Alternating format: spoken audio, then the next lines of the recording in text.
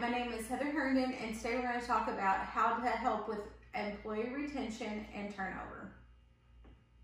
So the problem is within the nursing department with a low retention rate and a high turnover rate. So we need to fix this problem to better help cost control and improve patient outcomes. So we'll know that it's getting better with more stable nursing staff. So looking at where we are currently, the retention rate is 35.6% with a turnover rate of 33.9%, and 25% of staff left within their first 90 days. So they're not even getting through their probation period. If you look at this figure right here, this is a 6-month look back of the turnover rate of employees within their first 90 days of employment. So our peak was in September of 2021 at 56%. Currently, our most recent data is January of 2022 at 33.9%. So the significance of employee retention and turnover is it can cost the organization money. It costs an average of $75,000 to replace a nurse on the floor. So that includes the orientation process, the recruitment, paying overtime, temporary staff to fill in those positions of the missing staff.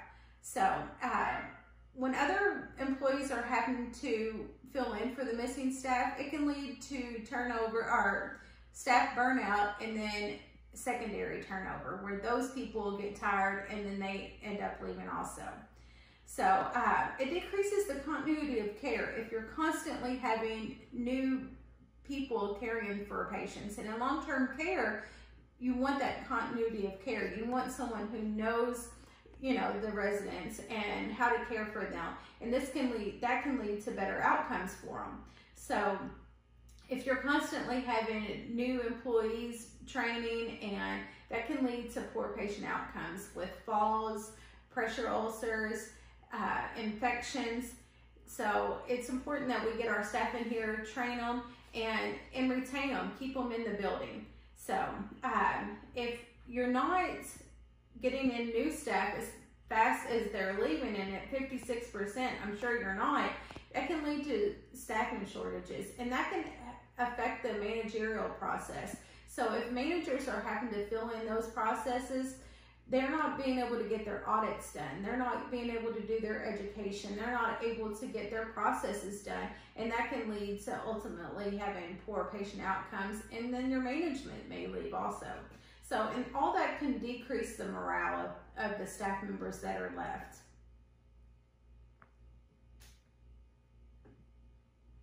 So we need to assess the cause. We need to investigate why people are leaving at such a high rate. So we need to do exit interviews with those who are leaving and interview our current staff. We need to find out, talk to them, and get their ideas, get their feedback, and any suggestions that they may have. They may see things from a different view and have an idea that may not have been thought of yet. So a lot of times people leave due to ineffective leadership. So other ones are other opportunities. So, or just personal reasons, but a lot of times people leave simply because of their work conditions. So the feedback that I got when I talked to the staff out on the floor is that there's poor communication, that they get in trouble for not doing something when they were never told. So that needs to start with the top down. There needs to be better communication among everyone.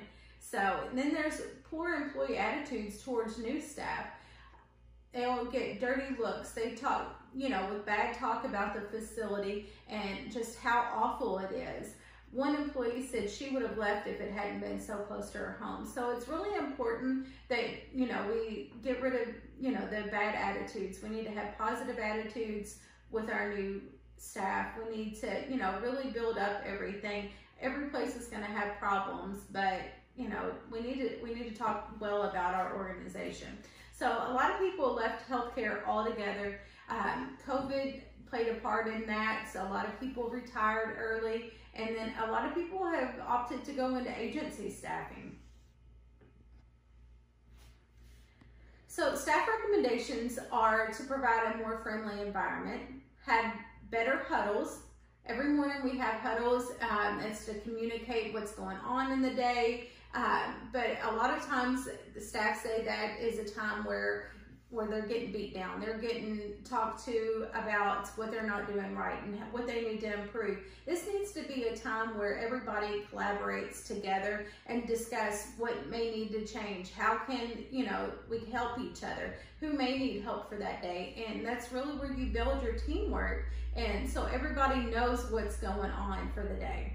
So, and staff appreciation accounts for a lot. Tell them how they're doing a good job, what they've done great that day.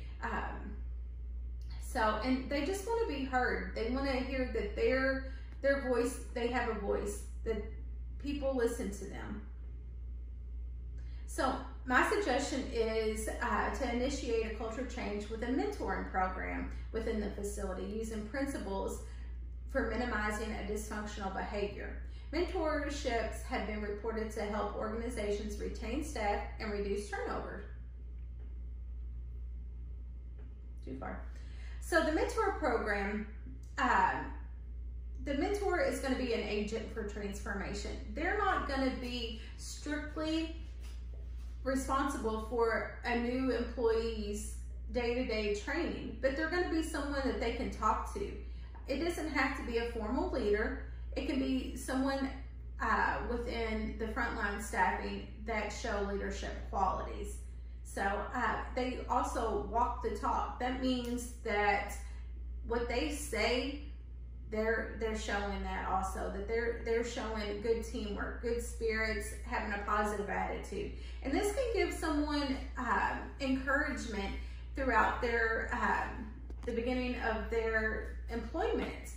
They are able to voice concerns to their mentor. Get their feedback, ask questions. They can get to know each other on a personal and professional level. And then they can, if they're having trouble for the day, the mentor can help address those problems. They can listen, and that helps build trust. And that helps empower each one of them. So the mentor committee would meet weekly, and they would be assigned new employees.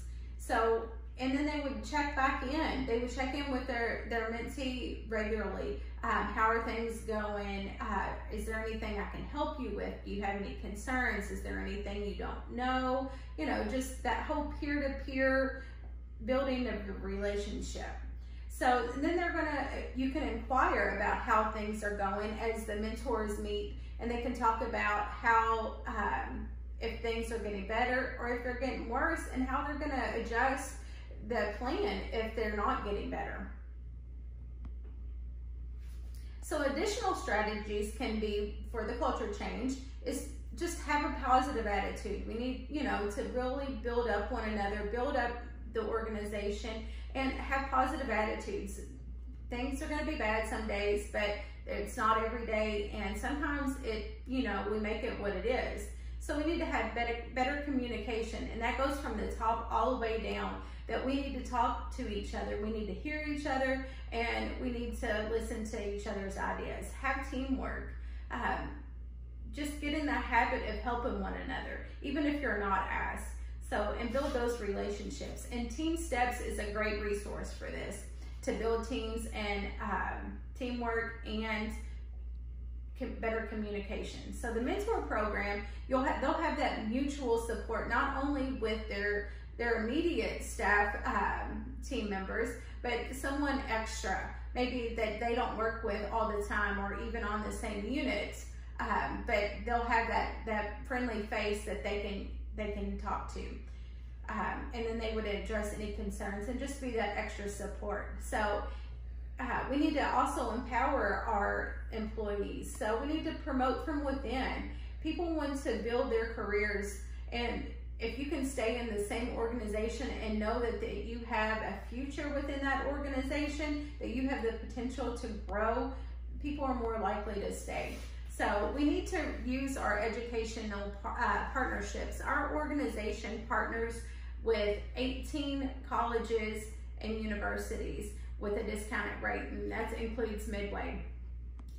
They also do tuition reimbursement, where if you already have a student loan, they'll pay a portion of your monthly student loan bill. And we need to advertise this more. This can be another way to retain staff. So we just need to support people's career goals and give them a voice on suggestions that they may have within the organization. So in conclusion, to maintain organization productivity, we need to retain our staff so we're not constantly retraining people, training new people, bringing new people in, and wasting our resources on that. So we need to maintain our quality of care and keeping, normal, well-trained staff within the organization there. So we need to do that, and then we'll have a hire and retain our staff and help them grow within the organization. We need to be more involved in their career aspirations, more in their day-to-day life of working and what's going on, any concerns they might have. So we need to boost them around, and then that'll lead to better job satisfaction and most likely keep people within their organization. So here are my references, and thank you for your time.